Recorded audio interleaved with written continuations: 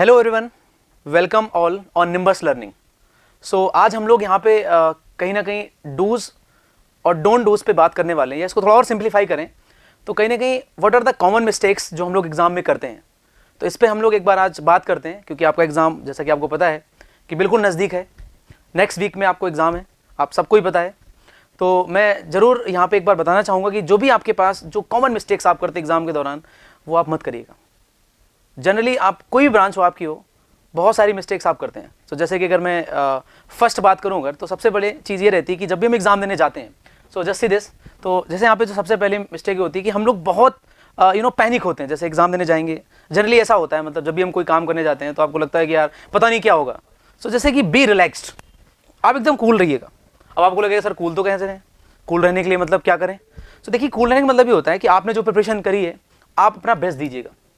ऐसा नहीं है कि नहीं आप गए हैं और आप पहले से ही सोच रहे हैं कि मेरे अगर 80 नंबर नहीं आए या 70 नंबर नहीं आए तो मेरी रैंक 100 के अंदर नहीं आएगी। तो ये सब चीज़ें अपने दिमाग से निकालिएगा। आप बस ये सोचिएगा कि हमने पढ़ा हुआ है, हमें बेसिक कंसेप्ट्स आते हैं और हम उनको क्या करने वाले हैं, इंप्लीमेंट करने वाले हैं।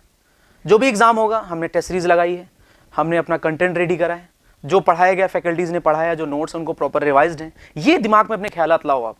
लेकिन अगर आपने ये लाना स्टार्ट कर दिया कि सर मेरे कहीं 40 नंबर आए, 80 नंबर आए, मतलब इस तरह से नंबरिंग पे अगर आप अपना दिमाग फोकस करोगे तो ये गारंटीड है कि आपका एग्जाम बिगड़ेगा, भले आपकी प्रिपरेशन चाहे कितनी अच्छी हो। So just try to think, आप बार बार यही सोचते रहिएगा कि मैंने सब कुछ अच्छे से पढ़ा है, हमने टेस्ट सीरीज लगाई है और हमने अपने रूट्स प्रॉपर रिवाइज करें हैं। इन्हीं चीज़ को, थॉट्स को बार बार अपने दिमाग में लाते रहिएगा और कोई भी नेगेटिव थॉट्स मत आने दीजिएगा। And try to be cool, be relaxed, एकदम आप जाइएगा निश्चिंत होके, ठीक है ना।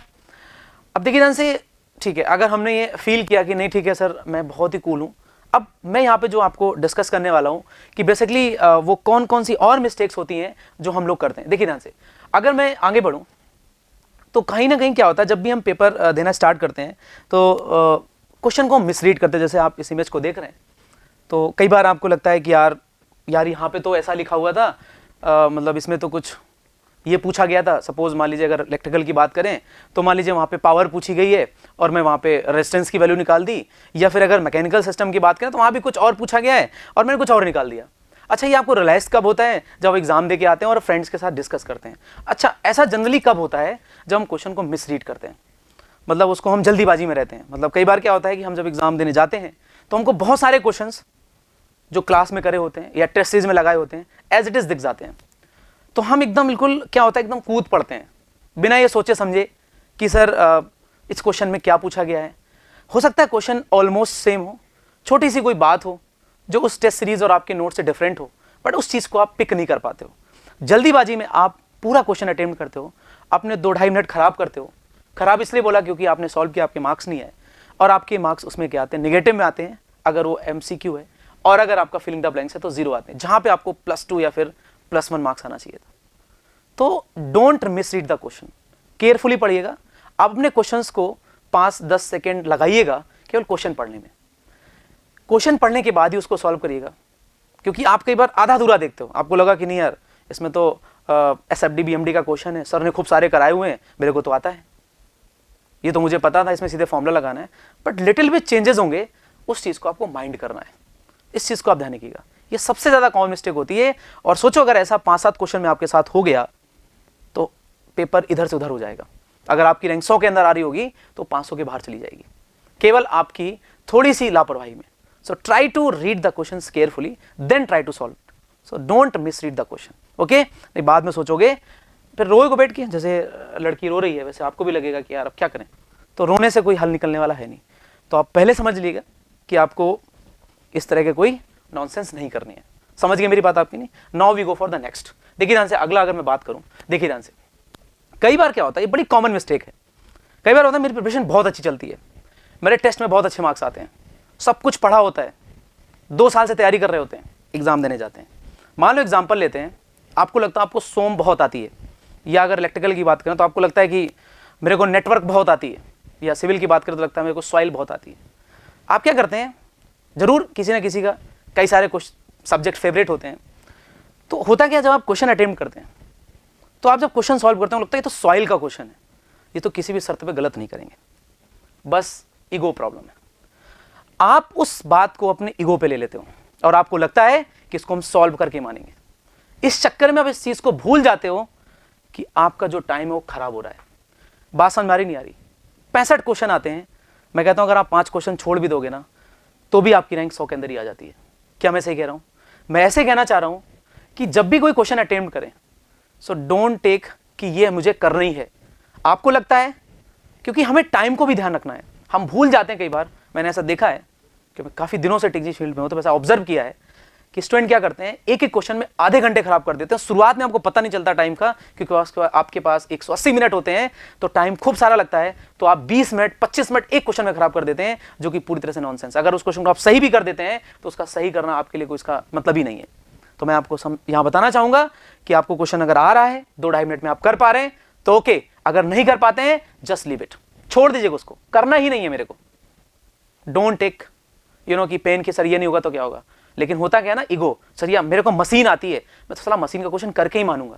अरे यार, आप रीजनिंग एप्टीट्यूड का चाहे 2 नंबर का क्वेश्चन सही करें और चाहे मशीन का 2 नंबर का सही करें, मार्क्स दोनों में ही 2 मिलेंगे। हो सकता है इस मशीन के क्वेश्चन में आपने 20 मिनट खराब करे, और अगर ये 20 मिनट अगर ईमानदारी से आप मैथ या एप्टी या किसी और सब्जेक्ट में जिनको आप पढ़ के लगा देते, तो हो सकता है आपके 2 की जगह वहां 10 नंबर आ जाते हैं। तो इस चीज को आप ध्यान रखिएगा, ये बहुत ही कॉमन मिस्टेक है और ये लोग करते हैं। जो हो सकता है इस बार गेट दोबारा देने जा रहे होंगे तो उन्होंने इस तरह की गलतियां करी होंगी। सो देखिए ध्यान, जैसे इस इमेज को भी आप देख रहे हैं, कई बार लोग अपनी क्या करते हैं, परछाई को भी उठाने की कोशिश करते हैं। कैसे उठ पाएगी यार वो? नहीं सर हम तो उठाएंगे ना यार, उसमें तो क्या है, वी कैन पिक दिस। नहीं कर सकते हो ना आप, कुछ चीजें ऐसी होती है जो नहीं होंगी आपसे, नहीं हो रही तो छोड़ो ना यार, नहीं उठा पाएंगे कुछ और उठा लेंगे ना यार, क्या फर्क पड़ता है। टाइम का ध्यान रखो। समझ गए मेरी बात आपकी? नहीं, चलिए देखिए ध्यान से और बात समझते हैं।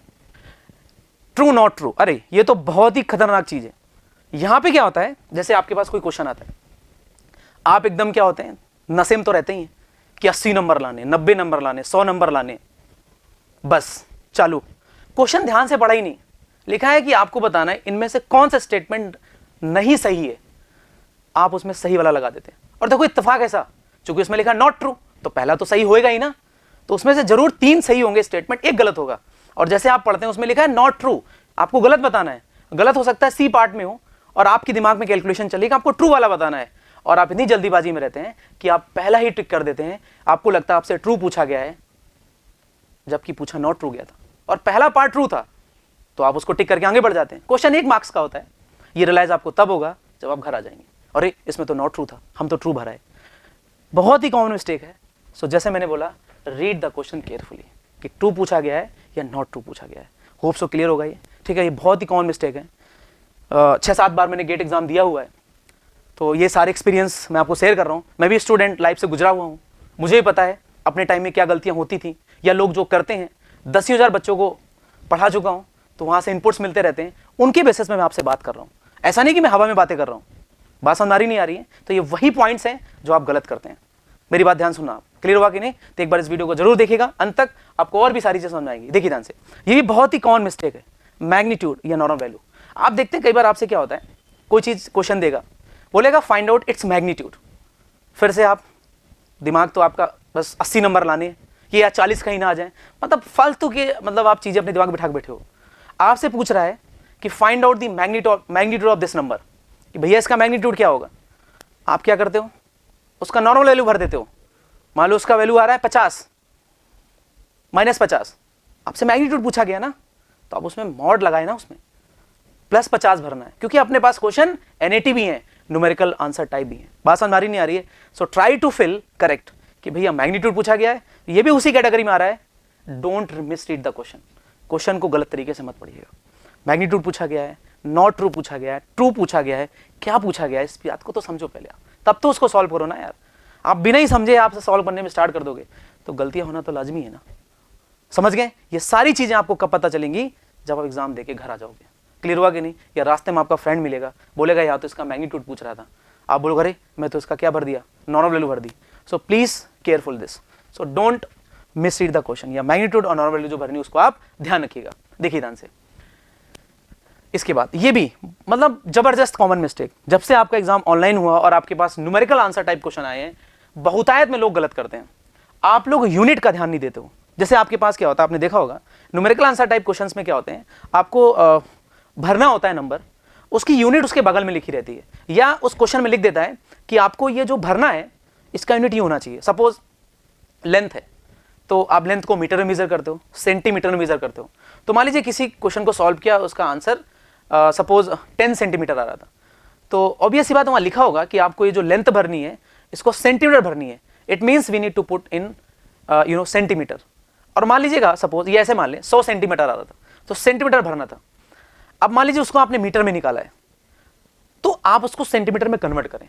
ऐसा नहीं कि आपने जिसमें निकाली जिस यूनिट में वही भरनी है। आप जो भी सॉल्व करते हैं कि आपसे वोल्ट में पूछा गया है, मिली वोल्ट में पूछा गया है, या फिर आपसे किलो ओम में पूछा गया, ओम में पूछा गया है, मतलब क्या यूनिट्स हैं उनका आप ध्यान दीजिएगा।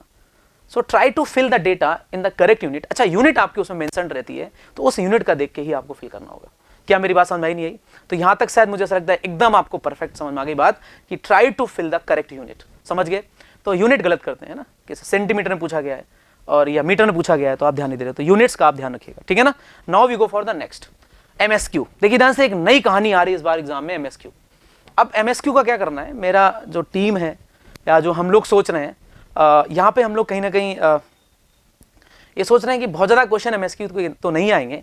अगर 65 का पेपर है तो मैं मान के चल रहा हूँ कि 10 से 15 क्वेश्चन मैक्सिमम, मतलब इवन हो सकता है 10 ही क्वेश्चन आए पूरे पेपर में एमएसक्यू आएंगे, बहुत ज़्यादा तो नहीं आएंगे। बट देखिए ध्यान से, एमएसक्यू का मतलब ये नहीं है कि उसमें हर बार 3 ऑप्शन सही होंगे या 4 ऑप्शन सही होंगे, कुछ भी हो सकता है उसमें। 1 ऑप्शन भी सही हो सकता है, 2 ऑप्शन भी सही हो सकते हैं। तो कई बार आप हो सकता है इस चीज़ में रहें कि नहीं सर मेरे को तो इसमें देखने, तो चेक तो आपको सारे करने पड़ेंगे, लेकिन ऐसा कोई हार्ड एंड फास्ट नहीं है कि उसमें आपके 2 ऑप्शन सही रहें या 3 ऑप्शन सही रहें, उसमें 1 भी सही रह सकता है। समझ गए मेरी बात आपकी? नहीं तो होप सो यहाँ तक की कहानी एकदम क्लियर है। और एमएसक्यू को थोड़ा सा आप आराम से लीजिएगा, बहुत ज़्यादा क्वेश्चंस नहीं आने वाले हैं, डोंट गेट पैनिक। तो अपने पास 3 टाइप के क्वेश्चन है, एमसीक्यू, एनईटी और एमएसक्यू। क्लियर हुआ कि नहीं?